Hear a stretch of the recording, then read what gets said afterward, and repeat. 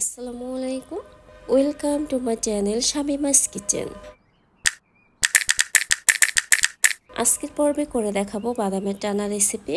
এটাকে অনেকে বাদামের টানা, পিনাট বার অথবা কটকুটি হিসেবে চিনে থাকেন। আর এক সময় এই বাদামের টানা কিন্তু অনেক জনপ্রিয় ছিল। আমি এটাকে বাদামের টানা নামেই চিনি। তো খুব সহজভাবে আজকের বাদামের টানাটা আপনাদেরকে করে দেখাচ্ছি। প্রথমেই টানা বানানোর জন্য চুলায় একটি পাত্র বসিয়ে দিয়েছি। এবার এখানে 2 চামচ ঘি দিয়ে দিচ্ছি।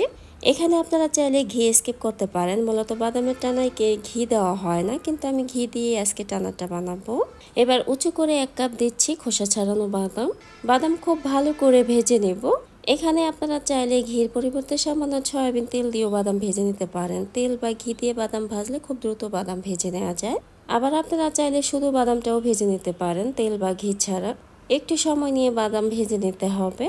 আমি একটু ব্রাউন করে বাদাম ভেজে নিয়েছি। বাদাম ভাজা হয়ে গিয়েছে, এখন তুলে নিচ্ছি। এবার চুলায় একটা কড়াই বসিয়ে দিয়েছি। এখন দিচ্ছি 1 কাপ গুড়, খুব সামান্য একটু পানি দিচ্ছি।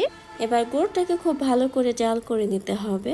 আর ঘন ঘন নেড়ে দিতে হবে, না হলে কিন্তু সাইড দিয়ে পুরো লেগে যেতে পারে। আর লেগে গেলে টানা খেতে কিন্তু তেতো লাগবে। গুড় কিছুক্ষণ জাল করলে এরকম বলক চলে আসবে। আর মোয়া বানালে আমরা যেভাবে গুড় জাল করে নিই ওভাবে জাল করে নিলেই হবে। জাল করতে করতে গুড় এরকম ঘন হয়ে যাবে, আর চুলা বন্ধ করলেও গুড় এরকম ফুলে থাকবে, তখন বুঝবেন গুড় জাল হয়ে গিয়েছে। এবার সম্পূর্ণ বাদাম ভাজা দিয়ে দিচ্ছি। বাদাম দিয়ে গুড়ের সাথে খুব ভালো করে মিশিয়ে নিচ্ছি।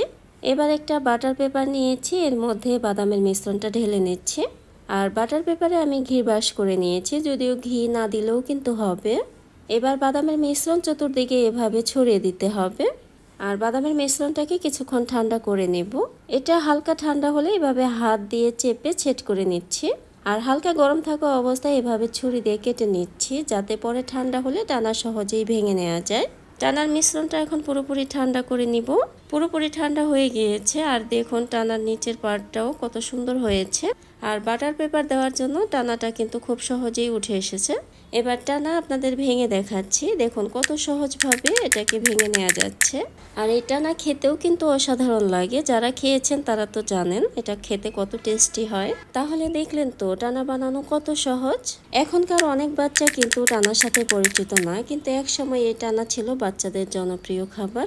তো আমার আজকের টানা রেসিপি আপনাদের কাছে ভালো লেগে থাকলে বাসায় একবার হলেও ট্রাই করতে পারেন। আর আমার আজকে টানা রেসিপি আপনাদের কাছে কেমন লেগেছে অবশ্যই কমেন্টস করে জানাতে ভুলবেন না।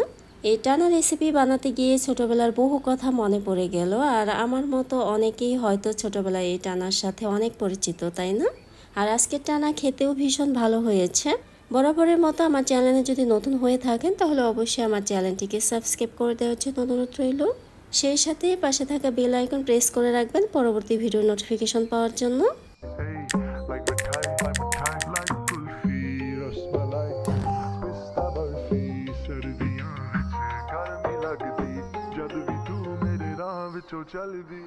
Yeah, love ਵਿੱਚ ਮੇਰੇ ਕੋਲੋਂ ਲੰਘਦੀ throw it back and bubble up in front of me everybody trying to figure out your recipe I'm just trying to get a piece baby I know that you want to get crazy পরবর্তীতে আবার কোনো unique recipe নিয়ে আপনাদের মাঝে খুব দ্রুতই চলে আসবো। আর আজকের ভিডিওটি সম্পূর্ণ দেখার জন্য আপনাদের অসংখ্য ধন্যবাদ।